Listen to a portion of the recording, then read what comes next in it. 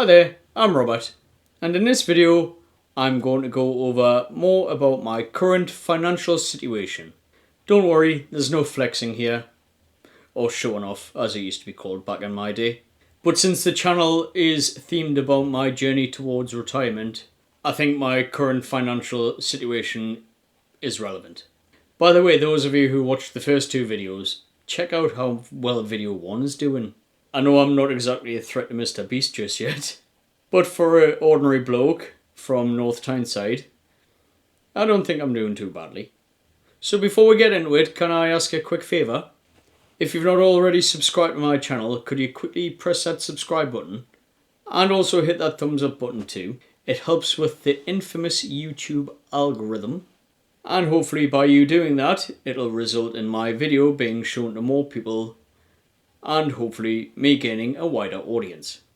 So if you're brand new here, why not check out my other two videos as well? Once you finish this one, of course. You never know, you just might like it, you might be here to stay. And if you do like it, you know what to do with that subscribe button. But anyway, back to my financial situation. So I'm 43, I'm employed full time, I have a salary of just under £30,000 per year. By the time I've paid my deductions, paid my pension contributions, union fees, whatnot, I take home around about £1,950 every 4 weeks. So it's not monthly, it's every 4 weeks I get paid. I have a mortgage on my house where I owe just under £40,000 and I make payments of £500 per month to that mortgage. Now that £500 does include a modest overpayment. That's, like I say, on top of my contracted monthly payment. Through absolute good timing and pure good luck, when I got my mortgage, when I had to renew the deal, I managed to get a very, very, very good rate. So I am on a rate of 2.19%, and that is fixed for the remainder of the mortgage, for the life of the mortgage. Basically, the rate will not change right through until my last payment. So as of right now, I've got around about 7 years left worth of payments, and then I will be mortgage free. So those who watched the previous video, you'll have heard me tell you my partner also owns a flat that also has a small mortgage on it. I don't know the exact figures, but I believe that her mortgage will be cleared in around about 4 or 5 years' time. Once her mortgage is cleared, she has agreed to gift me what is currently her current mortgage payments every month. Basically, so I can add it onto my overpayments and hammer down my mortgage and try and get it gone as quickly as we can. In my mortgage agreement, I can overpay by £5,200 per year without being penalised. So we want to try and take advantage of this as much as we can. Once both mortgages are paid off, it will free up around about £900 per month, what we pay for both mortgages. Now, obviously, we'll have to take some legal advice for this next bit, since while we are still married, we do live apart. This is from when we separated back in 2016. I know it's an unusual setup to most people, but it works for us. And we usually spend most nights together anyway, either at my house or at her flat. So, like I say, some might find it a little bit bizarre, but for us, it works fine. But anyway, our long-term plan is we want to sell my partner's flat, and so the money that she gets from the flat, I am going to sell her a 50% stake in my house for 50% of what she sold her flat for. So let's say, for argument's sake, she sold her flat for £100,000. She would buy a 50% stake in my house for £50,000. Obviously, we'll have to, like I say, take advice, pay any capital gains tax, pay the legal fees and whatnot.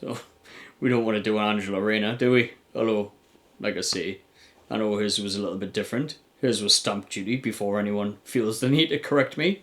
But anyway, like I say, we'll make sure that we do it by the book. Once my partner has bought into my house and then we both have an equal amount of cash from the proceeds of selling her flat and then buying 50% of my house, we then plan to pool the money together and use that to buy a holiday home. Like I say, we're looking at currently at central rural Portugal. While it'll be a holiday home just for now, and we want to spend a few years furnishing it, getting it how we want it, you know, just getting it set, getting it nice, getting it homely. Eventually, we aim to transition away from it being a holiday home and it being our retirement home. So that is the goal, but I'll cover that more in the next video. Savings wise, I've got zero. I say zero, I do have some money in the bank. It's already spoken for. I like to budget for the year ahead. So each payday, I set aside enough money to cover my direct debits. For the 4 weeks ahead, I get paid 4 weekly rather than monthly. And in addition to the money for my direct debits, I also set aside a set amount each month for events that are going to be happening in the next year ahead. Things like Christmas, birthdays, car insurance, home insurance, estimated MOT and maintenance costs for my vehicles, things like that. In an absolute emergency, like if the boiler exploded or something, there is money on hand if I needed it, but it'd be a case of robbing Peter to pay Paul. I know people say that you should always have a safety net, but I'm concentrating on absolutely blasting my mortgage as quickly as I can. I want it gone. On top of this, I've recently set up a small business selling 4G powered Wi-Fi routers for camper vans and other off-gridders. If you might be interested in buying one, the website is www.wanderingwifi.co.uk. Please feel free to head over, have a look. If you want to make a purchase, go ahead and make a purchase. I'll put a little discount code in the description box of this video if anyone did want to make a purchase. It will give you 10% off. Equally, if you know anyone with a camper van, log cabin, canal boat, allotment, taxi driver, anything like that, anyone who might be interested in having Wi-Fi in an otherwise off-grid location, I'd be very grateful if you could let them know about my website and send them over the link. Thank you very much. So, my little business, Wandering Wi-Fi, it's far from profitable right now. I'm about £2,000 in the red, if anyone's interested. Now, a lot of that money is tied up in stock, and I'm confident that soon enough, hopefully, I'll be back in the black. But with any new business, it's not a sprint, it's a marathon. It's not going to happen overnight. I have this YouTube channel, and I also have another YouTube channel. I'm not going to say what it is. Some of you who have subscribed to this channel obviously have come over from the other channel, so thank you very much for the support. Now, obviously, I don't earn anything from this channel because it's brand new. And also, I don't earn anything from my other channel as well because it's not monetized. In actual fact, my other channel, it costs me around about £150 every month. So, like, I do a monthly shopping video, so obviously I've got the outlay for the shopping. I've got a few different subscriptions for the channel. I subscribe for software that is linked specifically to that other channel. And then I pay for channel memberships to a few channels as well. Like I say, it costs me around about £150 a month. Who knows? One day, one of the channels, either this one or my other one, might earn me some money back. You know, I might get monetized and YouTube can start to repay me some of the money that I've previously invested. But we'll see. I didn't set up the channels to make money. I set up the channels because I wanted to. In my opinion, if you set up a channel just to try and make money, you're going to fail. Simple as that. Set it up for a passion. If you're wanting to set up a YouTube channel, don't do it for the money. Do it because you want to. If you get monetized, happy days, great. Don't do it thinking, yep, I'm going to make hundreds, thousands, whatever. You're probably not going to, if that's the reason you're setting up the channel. Sorry to disappoint you.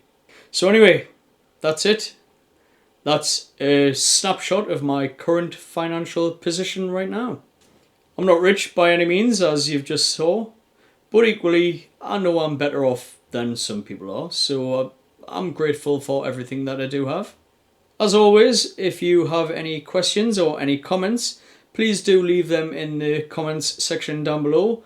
I am always interested to hear what people think or any questions that they have. I'm more than happy to answer any questions. I'm an open book. If you ask a question, you will get an honest answer from me. If you've enjoyed this video, please do give it a thumbs up if you haven't already. And also, if you haven't already, please do hit that subscribe button and also press the bell icon as well, and you will be notified every time I release a new video. So thanks for watching, and I'll see you in the next one. Bye for now.